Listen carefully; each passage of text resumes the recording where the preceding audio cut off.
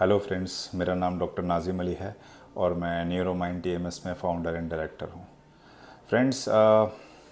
काफ़ी समय से इस सर्विस को देने के बाद, काफ़ी पेशेंट्स के फीडबैक लेने के बाद,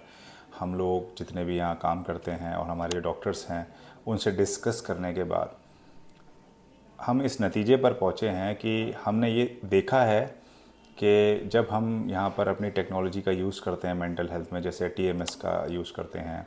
केटामिन थेरेपी का यूज़ करते हैं या उसके अलावा और भी थेरेपीज़ का यूज़ करते हैं, तो उसके अंदर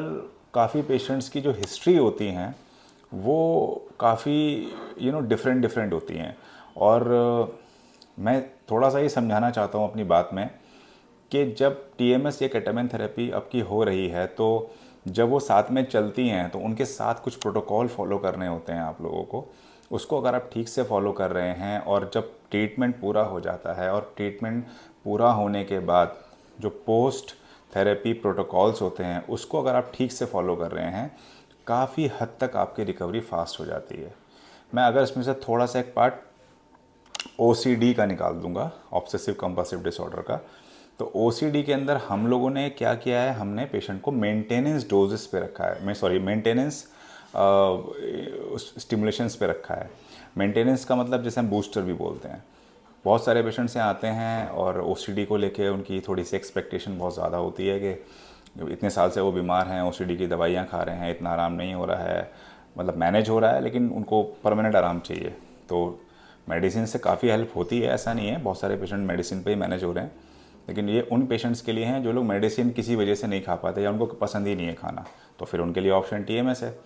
तो जब उसके लिए जब वो यहाँ आते हैं तो वो थोड़ा सा पेशेंस लेके यहाँ आएँ या कहीं पर भी जाएँ कि ओसीडी में ना उनको थोड़ा सा टाइम देना पड़ेगा और पेशेंस रखना पड़ेगा ना। यानी कि अगर उनको मेंटेनेंस के लिए साल 6 महीने या साल बाद या 1.5 साल के बाद आना पड़ता है तो उसमें कोई बुराई नहीं है, क्योंकि इसका कोई साइड इफ़ेक्ट नहीं है, क्योंकि आप ऑलरेडी इतने समय से ओसीडी की दवाइयाँ खा रहे थे या ओसीडी का कोई और थेरेपी ले रहे थे, साथ में अगर आप ये ले रहे हो जिसका कोई साइड इफ़ेक्ट नहीं है और उससे आपको बेटर हो रहा है और आपकी जो लाइफ क्वालिटी है वो इम्प्रूव हो रही है हर बार। तो पहली बार आए 40% हुआ, दूसरी बार आए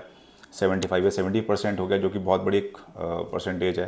एंड थर्ड टाइम अगर आते हैं तो उसमें और ज़्यादा आपको बेनिफिट देखने को मिल सकते हैं। क्योंकि ये सारी बात इसलिए हो रही है क्योंकि ओसीडी के पेशेंट्स के अंदर जब हमने ये चीज़ अप्लाई करी है तो ये देखने को मिला है कि इसकी साल 1.5 साल 2 साल में अगर आप ठीक से अपना लाइफ मैनेजमेंट ठीक चल रहा है तो ज़्यादा नहीं, आपको बीच बीच में कभी कभी आना पड़ सकता है, जिसमें कोई बुराई नहीं है मुझे लगता है। तो अगर ऐसा कोई पेशेंट है जिसको ऐसा लगता है कि कहीं से भी उसने टीएमएस लिया है ओसीडी का और उसे डिसअपॉइंटमेंट हो जाती है, नहीं मैंने तो लिया था और मुझे तो आराम नहीं हुआ है, तो देखिए मेडिकल ट्रीटमेंट में तो कहीं कोई किसी चीज़ की श्योरिटी नहीं होती है, बट एक